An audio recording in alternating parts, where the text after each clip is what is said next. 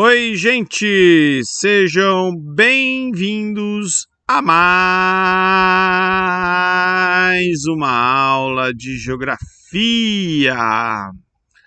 E hoje falaremos um pouquinho aí sobre indicadores sociais, né, de maneira geral, e em específico sobre dois indicadores importantes que são o IDH e Gini. Eu já mencionei esses indicadores, tanto em aulas sobre desenvolvimento, né, dos países, como nas aulas sobre demografia, né, mais precisamente na aula de demografia 7, né, tem um pouquinho aí sobre esses indicadores sociais. Mas vamos lá. Deixa eu voltar aqui. Então, indicadores sociais, como o nome diz, eles vão indicar, né, uma coleção de dados estatísticos ou de um dado estatístico que indica, né, uma característica socioeconômica de uma população, né, vai dar aí uma informação, um norte, uma maneira da gente olhar, né, uma determinada população. Então, por exemplo, né, aqui alguns indicadores sociais do Brasil, distribuição de renda, né, como está a renda no país, né, percebam que os 10% mais ricos até 2017 eles ficaram um pouquinho mais pobres, né, a classe média aumentou um pouquinho, segundo essa sequência, e os 50% mais pobres, né,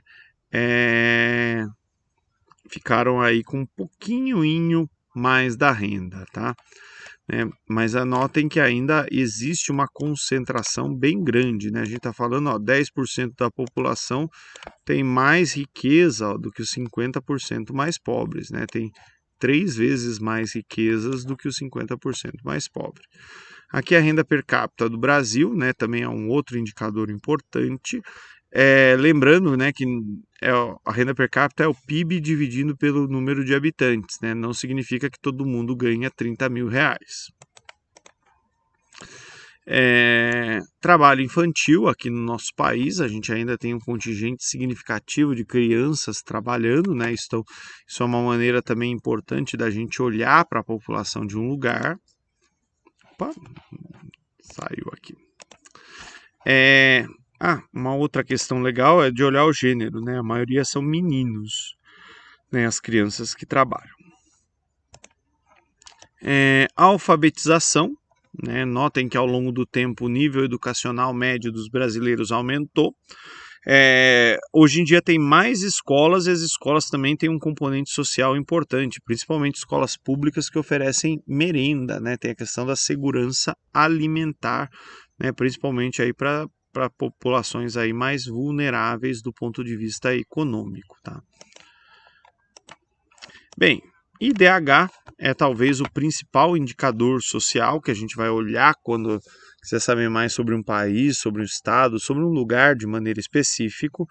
Ele vai ser expresso em um número que fica entre 0 e 1. Não existe nenhum lugar na Terra que tem IDH igual a 0 e nenhum lugar que vai ter IDH igual a 1.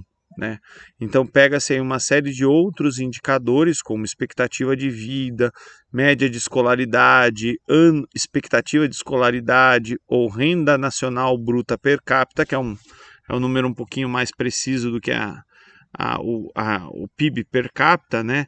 E com essas informações numa fórmula matemática vai se chegar aí num número que fica entre 0 e 1. Né? E esse é o índice de desenvolvimento humano do lugar. Tá? Então, perto de 1 é bom, né? Perto de 0 é muito ruim. Aqui a fórmula do IDH, assim, bem simplificada, né?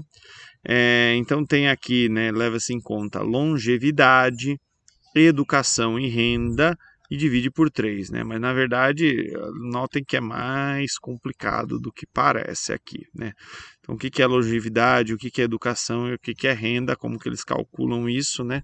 Tem toda essa fórmula aí e vai chegar num número, né, que fica entre 0 e 1.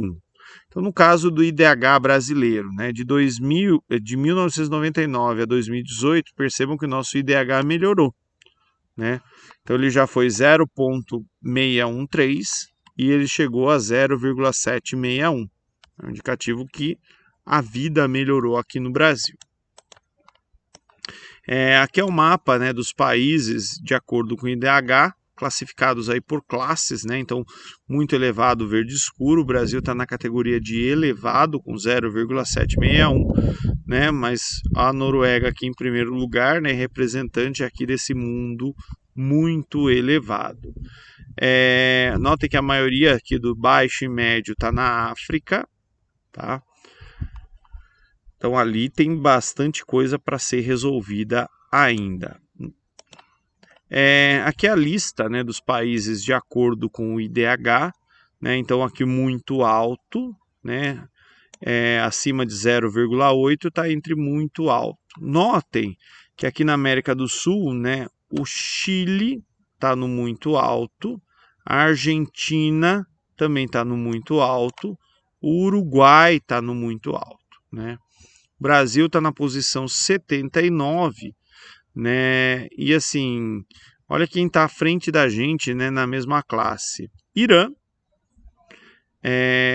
Cuba, que se fala tanto, né? México. Então, a gente está bem se comparado ao resto do mundo, né? Está 79 de 189, a gente está na frente de 110 países, mas, né, lembrem-se que nós somos uma das maiores economias do planeta, né? Tem países que são muito mais pobres do que a gente. Sempre que eu dou aula de Cuba eu falo isso, né? Cuba é pobre pra caramba, né? Perto do Brasil. E os cubanos conseguem talvez fazer melhor com o dinheiro que eles têm, com os recursos que eles têm, do que o que a gente faz por aqui, né? Então é sinal que a gente está fazendo alguma coisa errada e que a gente tem que corrigir. IDH pode ser do estado, pode ser do município, eu posso medir de lugares, desde que eu tenha os dados, né? Educação, saúde e renda. Então aqui no Brasil, né, os melhores IDHs estão no Distrito Federal, São Paulo e Santa Catarina, né? Os piores IDHs aqui vai estar no Pará, Maranhão, Piauí, Alagoas e Sergipe. Tá? E eu posso olhar para cidades, né? E aqui tem a lista das cidades com melhor IDH, São Caetano, né, liderando, tá? Aqui é um mapa, né, de IDH municipal, então a gente vê aqui, né, as localidades onde está muito alto, né, Santa Catarina, São Paulo, Distrito Federal, e localidades muito preocupantes, tem cidades com nível de país africano. Índice de Gini é um outro indicador importante, só que ele é o contrário do IDH, né? Então, às vezes, ele aparece nos vestibulares para sacanear vocês. Então, 0 é bom, no caso do índice de Gini, e 1 é ruim, né? O 1 é muito desigual. Então, aqui é a evolução do índice de Gini no Brasil, né? A gente já teve aí índice de Gini igual 0,608, decaiu um pouquinho, né? E agora em 2019, né, que era o dado mais recente que eu achei, 0,627. Então ele deu uma melhorada ao longo do tempo, mas, né, aliás, né, ele deu uma piorada ao longo do tempo, né? 2013 ele melhorou, né? Foi o melhor, tá vendo? O professor também se confunde, né? Então quanto mais perto de zero, perto da igualdade. Então aqui tá ruim, tá? E aqui, ele deu uma piorada. Aqui, eu peguei alguns dados, né, do índice de Gini por região, né, o que aconteceu aqui em alguns momentos distintos, né, 2018 para 2019. Então tem lugares que, como o Sul, que a desigualdade aumentou, e no Sudeste, por exemplo, ela diminuiu, no Norte ela diminuiu, tá? Com relação ao trabalho, com relação à renda per capita, daí a gente vai vendo. Mas então quando ele aumenta fica ruim, quando ele abaixa fica bom, tá? Tomem cuidado para não confundir, que, como vocês acabaram de ver, até o professor às vezes se confunde. Aqui é um ranking de desigualdade global, né? O Brasil é um dos países mais, aliás, né, o segundo país mais desigual, segundo esse indicador aí do World Inequality Database. Aqui, de maneira geral, né, comportamentos relacionados à desigualdade no país, né? Então, de 2001 para 2015, com algumas oscilações no caminho, né? Vocês percebam que a participação da classe média ela encolheu na renda. Variação acumulada de renda aí entre grupos específicos da população, né? Então, aqui, né, no período de 2000 a 2015, melhorou, mas depois piorou, né? Aqui melhorou, mas depois piorou, mas quando você é rico só melhora, né? Então isso é o sinal de uma sociedade bem desigual. E aqui uma questão, né, sobre esses temas do Enem, ó. E a situação sempre mais ou menos, sempre uns com mais e outros com menos. A cidade não para, a cidade só cresce, o de cima sobe e o de baixo desce. A letra da canção no início dos anos 90 destaca uma questão presente nos centros urbanos brasileiros que se refere a quê? Né? Desigualdade na distribuição de renda, letra I. Beleza, gente? Era isso que eu tinha para falar para vocês. Tchau, tchau!